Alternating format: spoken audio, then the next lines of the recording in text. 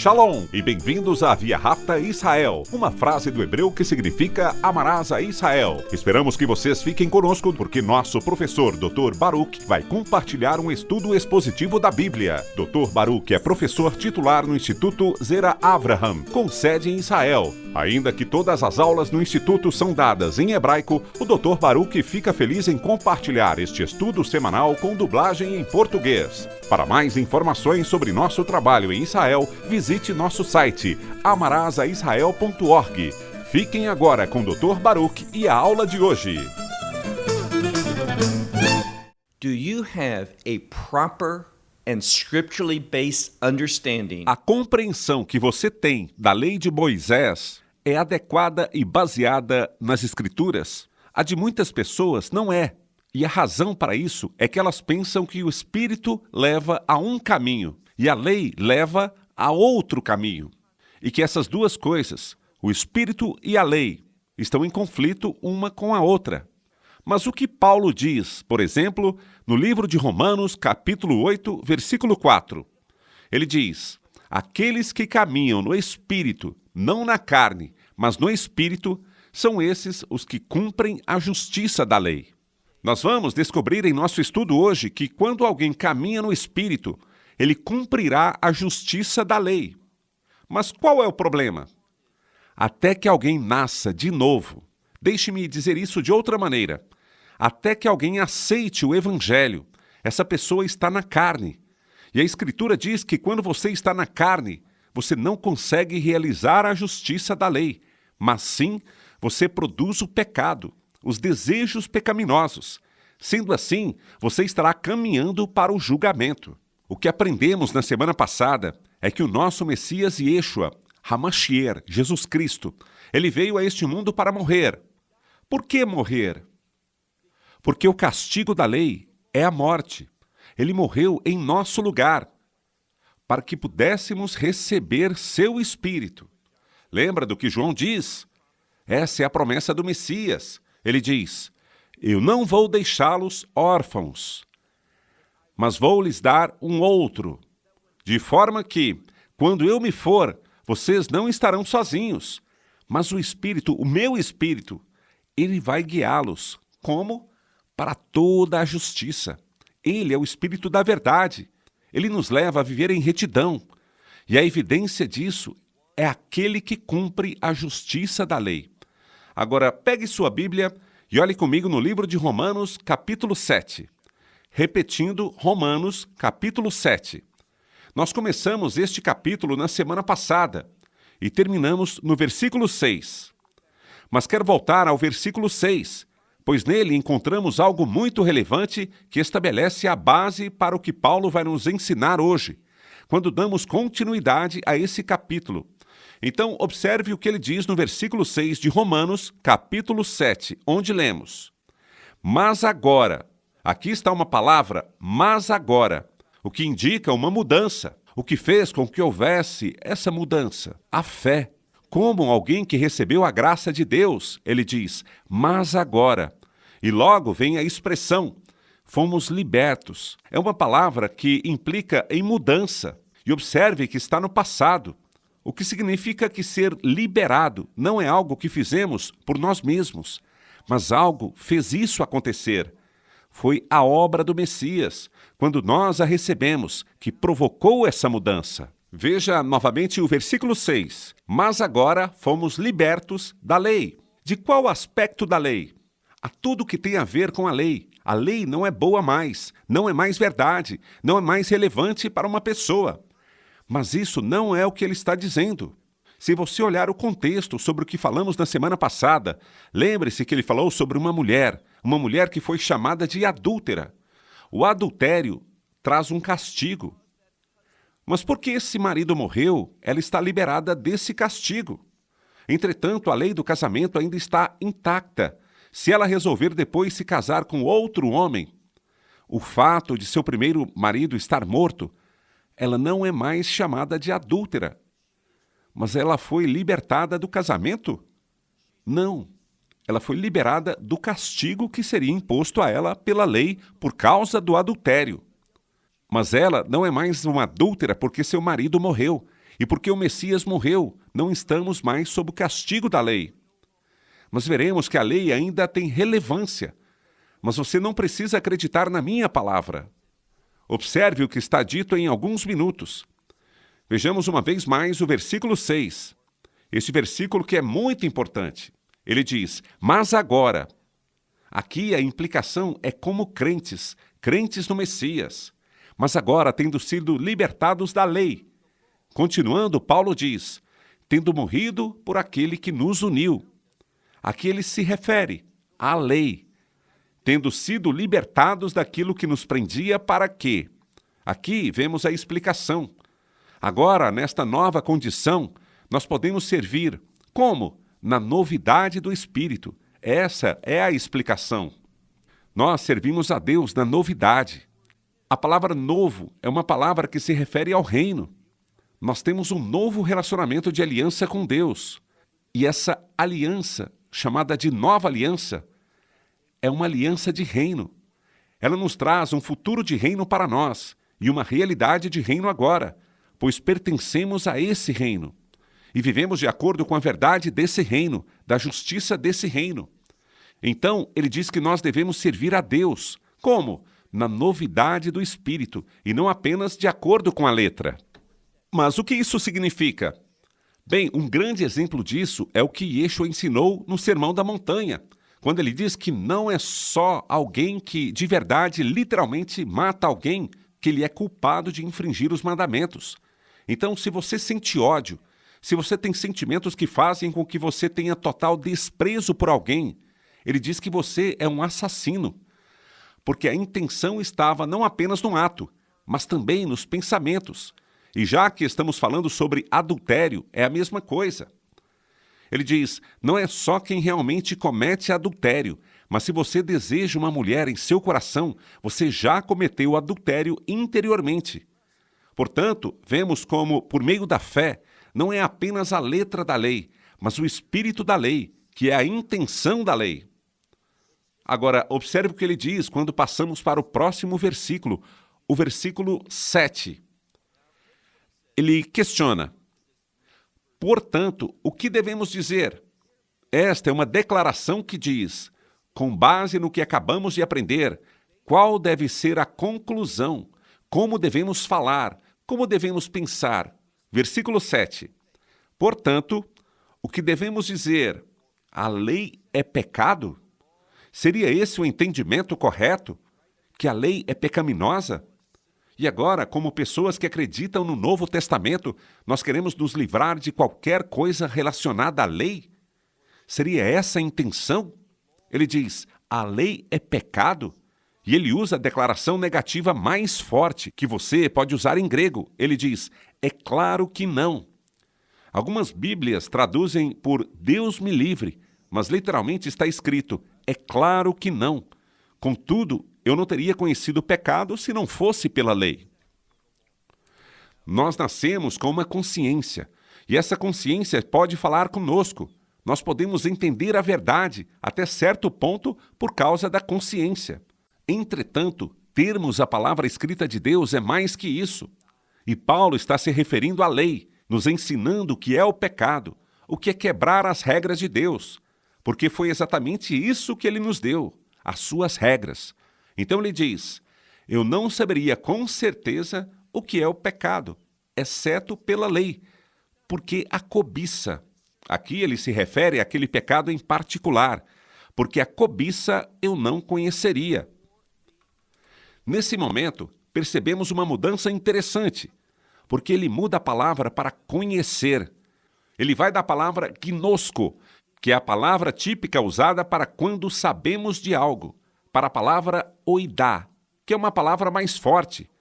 E aqui ela não está no tempo normal, que é o tempo perfeito para esta palavra, mas ela está no tempo mais que perfeito.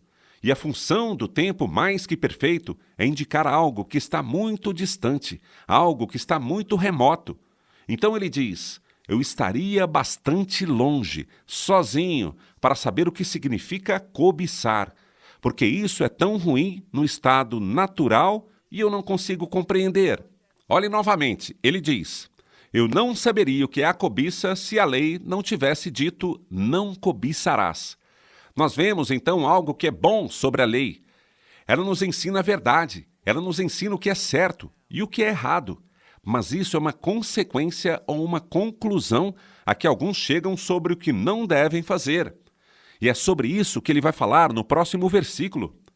Veja agora o versículo 8. Ele diz, porém, e ele observa uma questão, o que é uma conclusão falsa que as pessoas têm.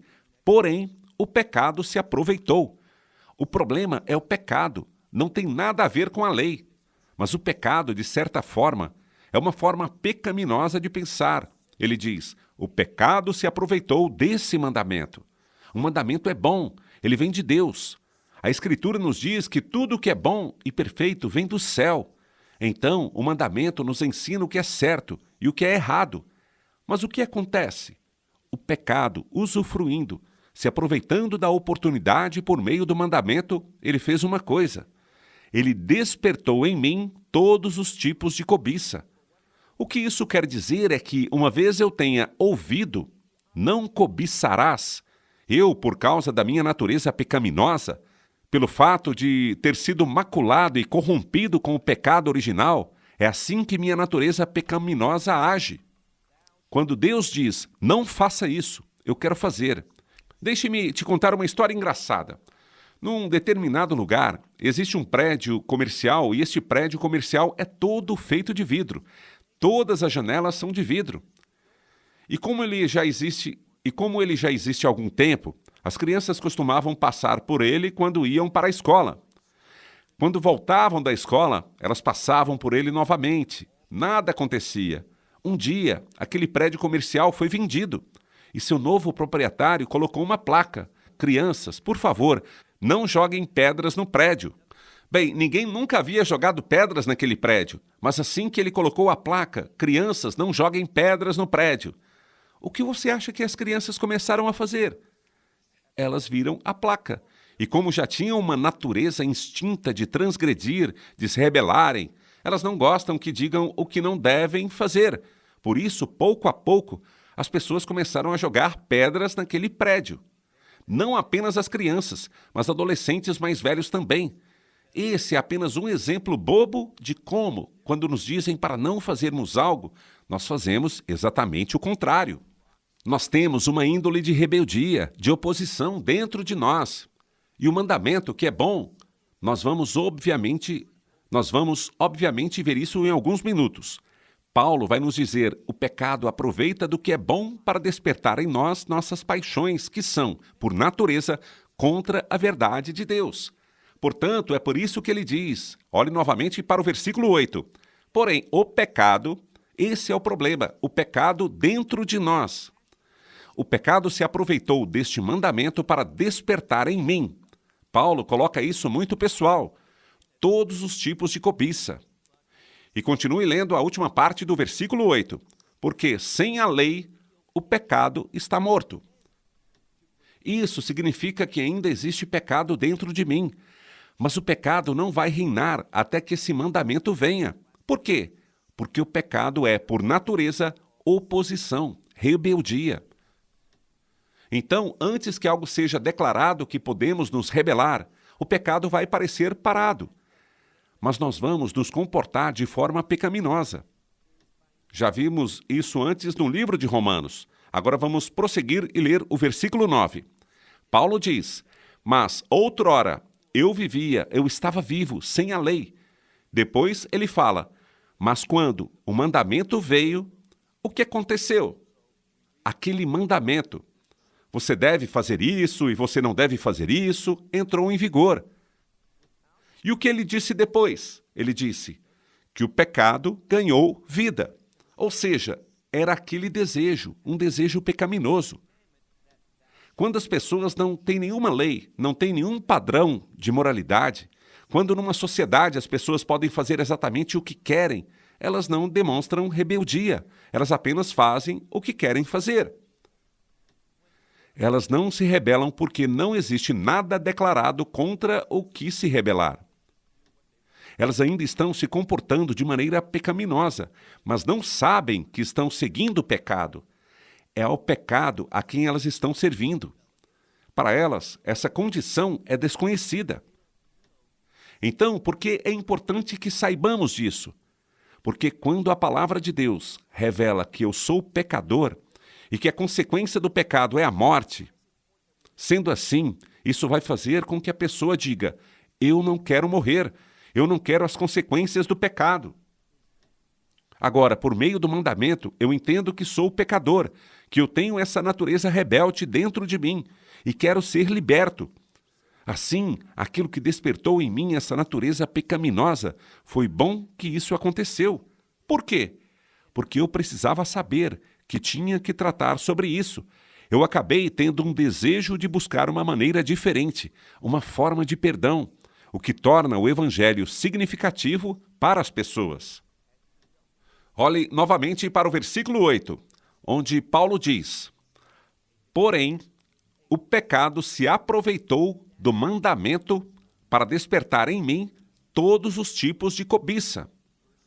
Porque sem a lei, o pecado está morto. Agora, no versículo 9, outrora eu vivia sem a lei, mas o mandamento veio e o pecado ganhou vida. Ou seja, ele se manifestou. Qual foi então o resultado disso? E eu morri. Ele está dizendo aqui que, por causa do que aconteceu, isso trouxe a morte para mim. Versículo 10. O versículo 10 é quando ele começa a resumir o que precisamos perceber sobre esta passagem da Escritura. O que ele quer que nós saibamos sobre a lei e os propósitos de Deus. Sendo assim, olhe para o versículo 10, onde vemos que está na terceira pessoa do singular, ele diz: e o mandamento. Alguns de vocês podem ver uma mudança na ordem das palavras, onde podemos ver escrito: eu descobri, mas começando como eu descobri, não é a tradução correta. Literalmente está escrito: o mandamento foi encontrado em mim. O que diz que este mandamento que agora foi dado, foi encontrado em mim. O que quer dizer que foi dado a mim, estava presente. E com qual propósito? Para a vida. Porém, esse mesmo mandamento, o que aconteceu? Ele trouxe a morte, ou seja, ele manifestou o pecado. E ao se manifestar, esse pecado mostra que, espiritualmente, eu estava morto. Espiritualmente, eu estaria indo para o julgamento de Deus. Tudo isso é bom. Por quê? Porque nos mostra a necessidade que temos de perdão. Isso nos ensina que precisamos buscar um Salvador ou um Redentor, para que precisamos utilizar o que Abraão usou, que foi a fé. Não caminhar na carne, mas caminhar de acordo com a fé. A fé que é encontrada e expressa na palavra de Deus. Agora, olhe para o versículo 11. Pois o pecado... Vejam, fala do pecado uma vez mais. Pois o pecado, tomando ocasião pelo mandamento, e continua, me enganou, e por ele, o que aconteceu? A morte. Por ele matou. Ou seja, o mandamento me mostrou minha pecaminosidade. E por causa disso, me mostrou que eu estava indo para a morte. Esse mandamento declara o julgamento de Deus sobre mim, porque eu sou um infrator. Ele diz que o mandamento, aquilo que era bom, se tornou uma fonte de morte, porque salientou minha pecaminosidade. Continue a ler. De modo que a lei, observe o que ele diz agora no versículo 12. De modo que a lei é boa.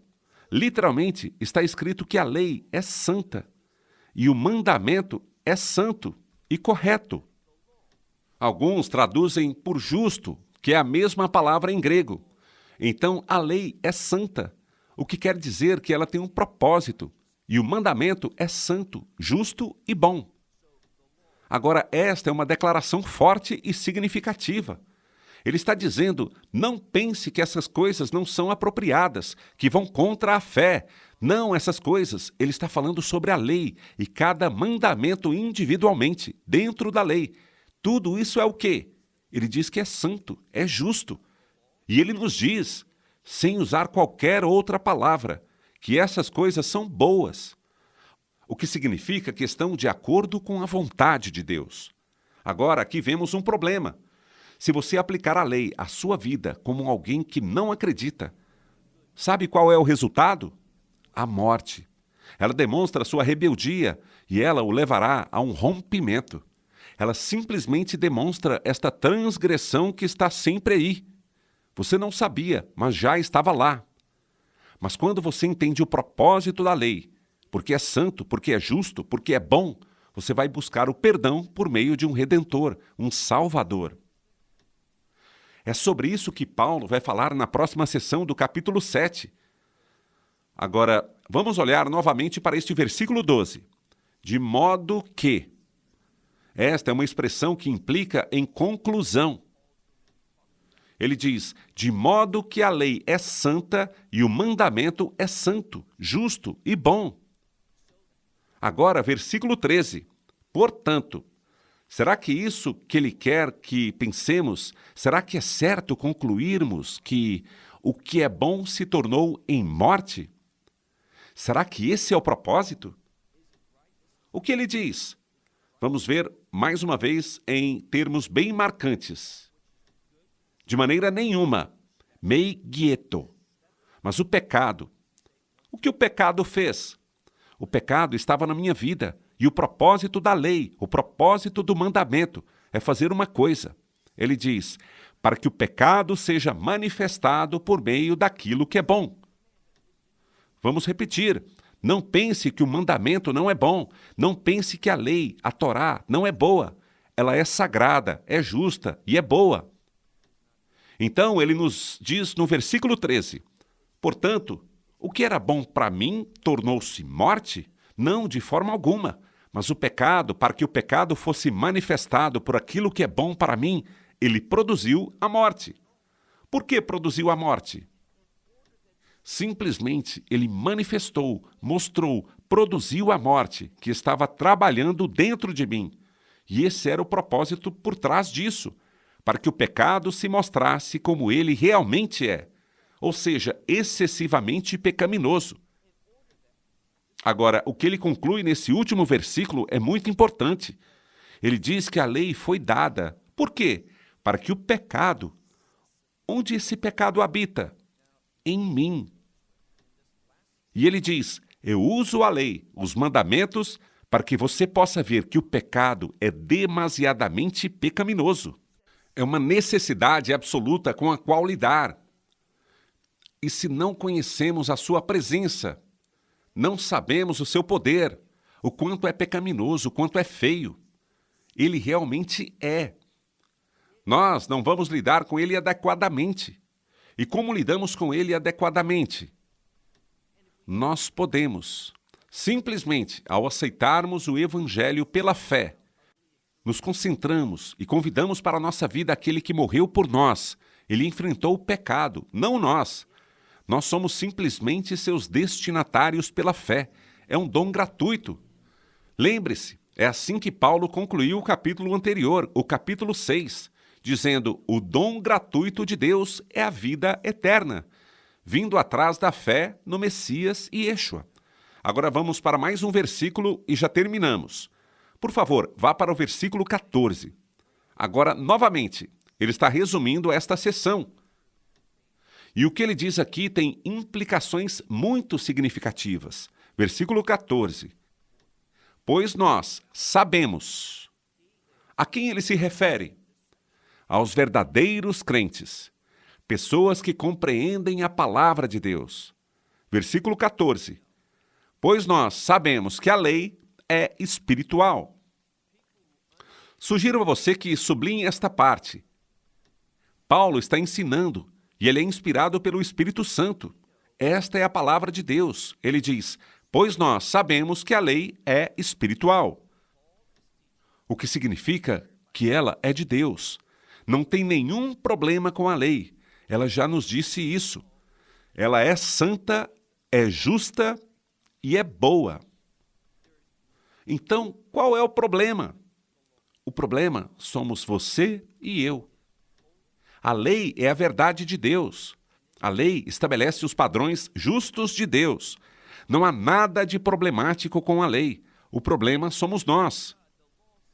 E é isso que ele diz. Olhe na segunda parte do versículo 14, ele diz: pois nós sabemos que a lei é espiritual, mas, e aqui vemos um problema, mas eu sou carnal. Quando você coloca a lei em carne humana, ela traz a morte. E essa morte é uma consequência do julgamento de Deus. Aqui estamos falando sobre a morte, não apenas a morte física, mas estamos falando sobre a morte eterna, o castigo de Deus. E o que acontece é que você tem uma escolha. Uma escolha que é muito simples de entender. Você pode escolher tanto a morte de si mesmo, o que significa que a morte eterna é estar eternamente separado de Deus, estar atormentado, estar em grande tristeza para todo sempre. Ou você não tem que passar por isso. Deus não quer que você passe por isso. Como eu sei disso? Ele enviou o seu filho ao mundo para morrer. Ele morreu em seu lugar. Ele fez isso para mostrar. Mas mostrar não foi capaz de contê-lo. Ele ressuscitou dentre os mortos. E o fato de que ele ressuscitou dos mortos significa a vitória, que ele divide, compartilha conosco. Sendo assim, Paulo diz, pois eu, literalmente está escrito, mas eu sou carnal, vendido sob o pecado. Aí é que está o problema. Nós já fomos vendidos ao pecado. Quando? Essa é a nossa natureza. Mas pode haver uma grande mudança, uma grande transformação por causa da fé. Nós não temos que ser alguém que tem o pecado a nos governar. Qual é a mensagem aqui? Porque ele diz que nós fomos vendidos para o pecado. Bem, isso nos fala de algo que precisamos. E qual é a solução? A redenção. Já falei para vocês muitas vezes que a redenção é um termo da contabilidade. A redenção é uma compra. Não é Paulo que diz isso? Vocês foram redimidos por um preço. E agora vocês não são mais de vocês, mas vocês pertencem a Deus. Então a solução para quando se está em pecado, quando se é vendido à autoridade do pecado, a única solução é a redenção que vem com um preço, e esse preço é o sangue do Messias. Isso nos dá a vitória. E a vitória é andar em obediência à verdade de Deus. Por aqui, eu encerro. Até a próxima vez. Shalom. With that, until next time, shalom. Esperamos que você tenha desfrutado da aula de hoje e que possa compartilhá-la com outros. Te convidamos a participar e nos acompanhar a cada semana, a esta hora e por este canal, em mais um episódio de Amarás a Israel. Para mais informações em português, visite amarasaisrael.org, onde encontrará muitos outros estudos realizados pelo Dr. Baruch. Até a próxima semana. Que Deus, nosso Messias e Yeshua, nosso Senhor Jesus Cristo, te abençoe durante a sua caminhada com Ele. Shalom, desde Israel.